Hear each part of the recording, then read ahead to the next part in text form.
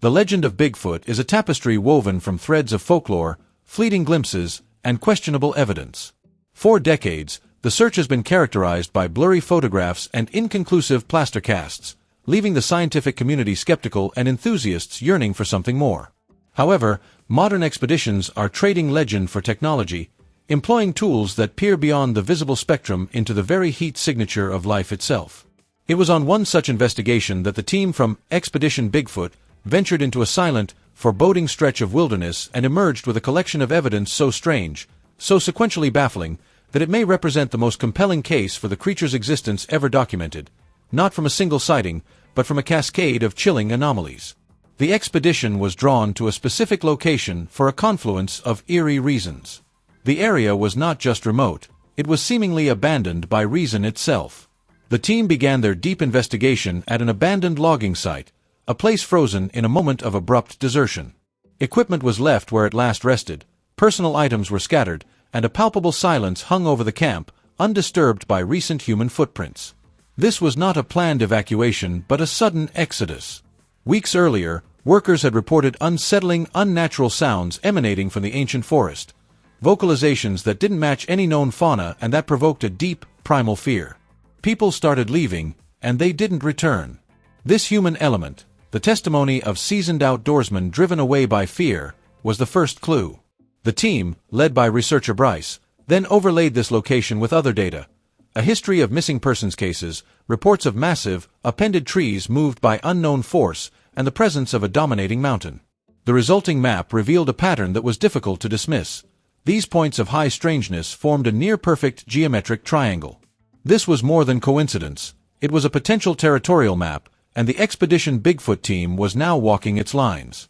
Armed with state-of-the-art thermal imaging cameras, the team moved downriver from the logging camp, where the old-growth forest provided unervingly long sightlines. They could see for hundreds of yards, a fact that only intensified the creeping sensation of being watched from the deep dark between the immense trunks. The air was still, and every small sound was amplified by anticipation. It began with a spike on a screen. Scanning the canopy, a team member locked onto a faint, focused warmth high in a distant tree. This was not the diffuse glow of a sun-warmed branch or the entire heat signature of a tree trunk. It was a single, concentrated point of intense heat, the kind emitted by a large, warm-blooded creature utilizing the high vantage point.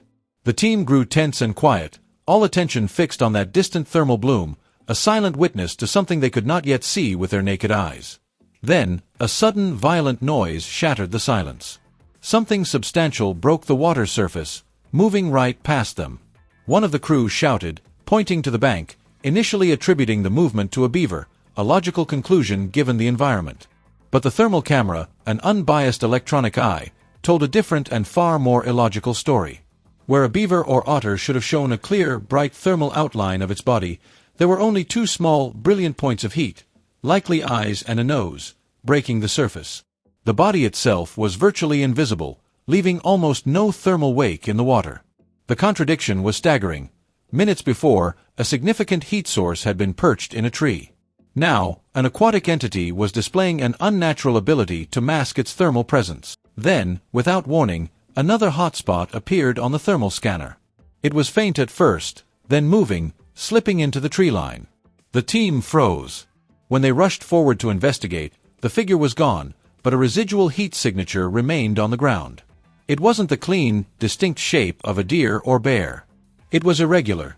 Two impressions that might have been feet planted firmly on the earth, radiating heat that lingered only seconds after the figure vanished.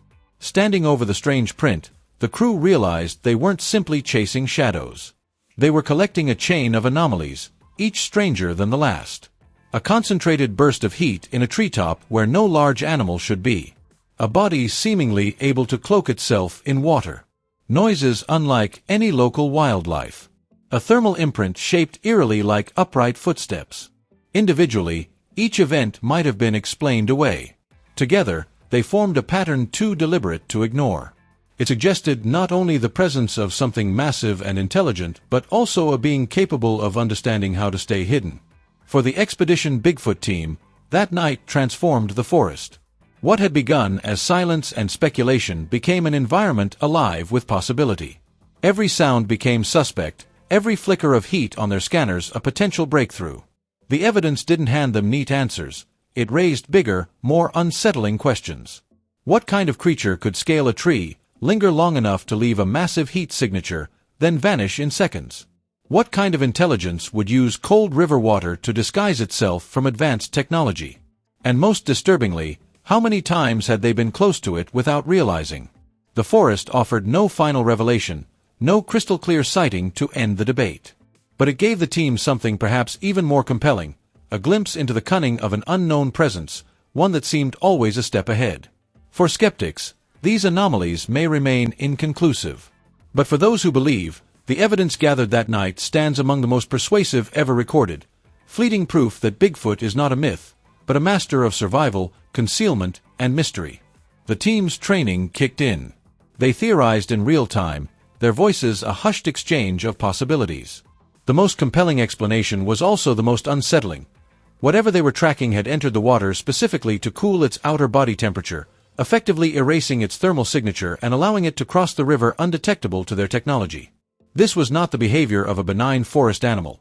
It was a deliberate, cunning act of evasion, suggesting an intelligence that understood the principles of thermal tracking and how to counter it. Pushing further, the sense of pursuit deepened. The sounds they now heard were not the isolated, random slaps of rodents on water. They were continuous, close, and disconcertingly deliberate, a pattern of movement that felt observational and intentional. The climax of the technological hunt came when a small hotspot flickered on the thermal screen and then vanished into the understory. Swinging the camera to the ground where it disappeared, the team discovered something that would become their most tantalizing piece of evidence: a residual heat signature. There, on the cold forest floor, was the ghostly asymmetric outline of where something had stood mere moments before. The shape began at two cold points, where feet would have planted and drawn heat from the earth, and rose into a warm, puzzling form. It was a thermal footprint, a shadow of a presence burned into their display. It suggested a bipedal stance but was too indistinct and oddly shaped to match any known animal track. It was the echo of a creature, captured only in the fading language of heat. Expedition Bigfoot did not leave the forest with a clear, high-definition video of a Sasquatch. Instead, they departed with something perhaps more valuable to the serious inquiry: a cohesive sequence of empirical anomalies that form a compelling narrative. The abandoned site and geometric pattern, the context of human fear, and the suspicious geographic alignment of events suggests a territory occupied by a significant, unknown species, potentially explaining historical missing persons cases. The arboreal heat signature, the concentrated thermal spike high in a tree, is consistent with a large, warm-blooded creature utilizing a vantage point, a behavior often reported in Bigfoot lore but rarely captured with thermal technology. The thermally masked river crossing. This is perhaps the most profound evidence. The ability and apparent intention to evade thermal detection points to a level of intelligence and situational awareness far beyond that of any known North American mammal. The residual heat outline, this thermal footprint, serves as a tangible, if fleeting, artifact of the encounter.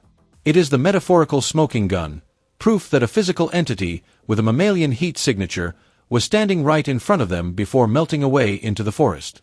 Individually, any one of these events could be debated. A heat blob could be a bear, a sound could be an owl, a pattern could be coincidence. But together, they form a mosaic of evidence that is incredibly difficult to dismiss. The Expedition Bigfoot team's experience argues that the creature's elusiveness is not a matter of rarity, but of a sophisticated, innate understanding of how to remain hidden.